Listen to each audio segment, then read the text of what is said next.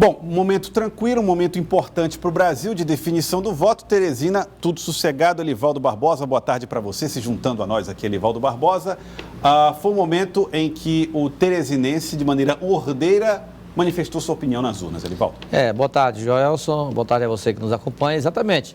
Não poderia ser diferente, né? A festa democrática, uma eleição que foi desenvolvida da forma mais normal possível. As divergências, elas são absolutamente normais. Por isso que precisou do turno extra para exatamente a população livremente decidir quem apoiar, quem será o presidente. E decidiu favoravelmente ao candidato do PSL. Então, divergências à parte, foi um pleito até certo ponto muito tranquilo aqui na capital. Na capital, sim, no estado do Piauí, algumas ocorrências foram registradas. No segundo turno das eleições de 2018 foi considerado tranquilo, apesar disso. De acordo com a Polícia Militar, 7 das 14 ocorrências foram por quebra do sigilo do voto.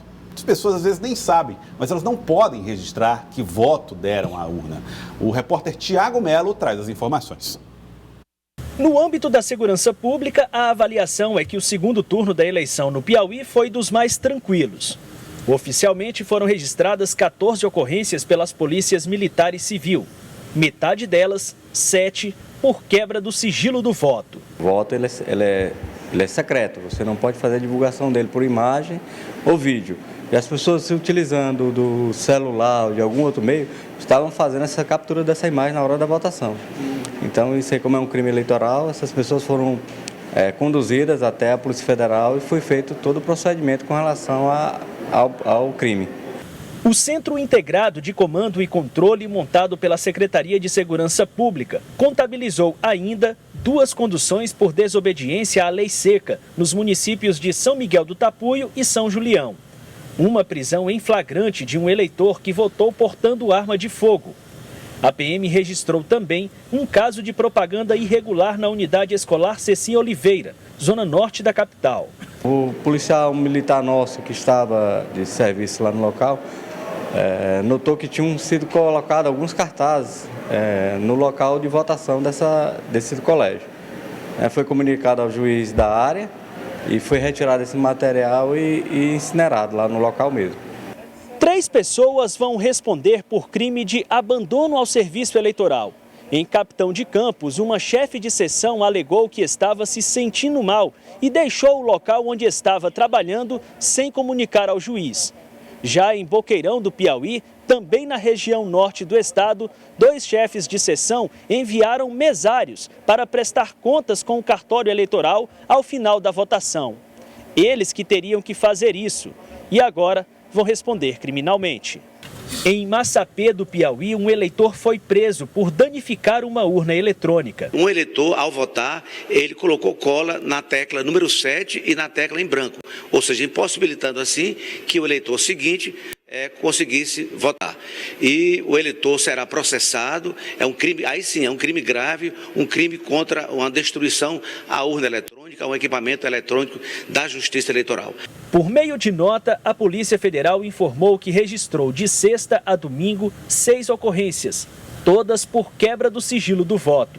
7.172 homens e mulheres das polícias civil, militar, federal, rodoviária federal e do Exército Brasileiro atuaram no pleito. Mais de 3.500 locais de votação funcionaram nesse domingo no Piauí. Segundo a Justiça Eleitoral, 59 urnas apresentaram problema e foram substituídas. Às 6h40 da tarde de ontem, 80% dos votos já estavam apurados. O presidente do Tribunal Regional Eleitoral avaliou o trabalho. Uma comissão internacional da OEA esteve em Brasília, acompanhou todo o processo eleitoral e atestou que a urna eletrônica brasileira é confiável e segura. E nós vemos aí o resultado das eleições, refletindo exatamente as pesquisas eleitorais, conforme foram divulgadas amplamente.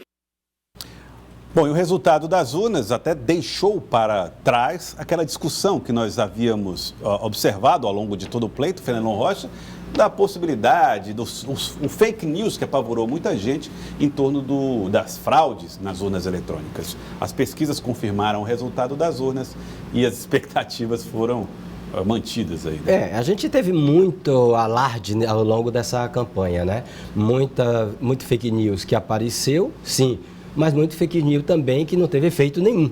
Né? Então, a gente tem uma manifestação clara, livre do cidadão e ela se verifica no resultado de ontem. E reforça a importância da defesa das instituições democráticas, como é o caso da Justiça Eleitoral, que mais uma vez fez um trabalho brilhante e rápido de apuração dos votos. E o resultado final das eleições para presidente da República foi o seguinte, nós vamos ver aqui no nosso telão agora essa informação. Jair Bolsonaro, do PSL, teve 55,13% das intenções de voto. Fernando Haddad, do Partido dos Trabalhadores, teve 44,87% das intenções de voto. Inclusive, as pesquisas registraram essa aproximação de Haddad a Jair Bolsonaro, mas mesmo assim, larga vantagem, Erivaldo Barbosa. Exatamente. A aproximação aconteceu, mas como sempre se comentou aqui durante toda a campanha do segundo turno, ela acontecia, mas não o suficiente para provocar dificuldades na estabilidade que dava Jair Bolsonaro. Então, foi uma aproximação normal em decorrência do discurso que foi encorpado aí nos últimos dias de campanha, e também as situações embaraçosas que Jair Bolsonaro acabou tendo que dar respostas e as respostas acabaram que prejudicando um pouco o seu desempenho na reta final. Agora, sem abalar, como comentávamos antes mesmo da campanha, sem abalar a estabilidade da candidatura de Jair Bolsonaro, tanto é que ele obteve aí 11 milhões de votos de maioria, ou seja, uma maioria extremamente expressiva, considerando a disputa polarizada. E vamos então para um pouco desse histórico do desempenho dos candidatos à presidência da República em segundos turnos. Em 1989, Fernando Collor de Mello teve 53,3% das intenções de voto, que corresponderia a 35 milhões e 89 mil votos aproximadamente, quase 36 milhões de votos, 35 milhões e 100 mil votos, exatamente. quase. Em 1994, não teve segundo turno, foi vitória de Fernando Henrique Cardoso em primeiro turno. Em 98, a mesma coisa, mais uma vez Fernando Henrique vencendo em primeiro turno. E em 2002, Lula obteve 61,27% dos votos válidos, 52.793.364 votos.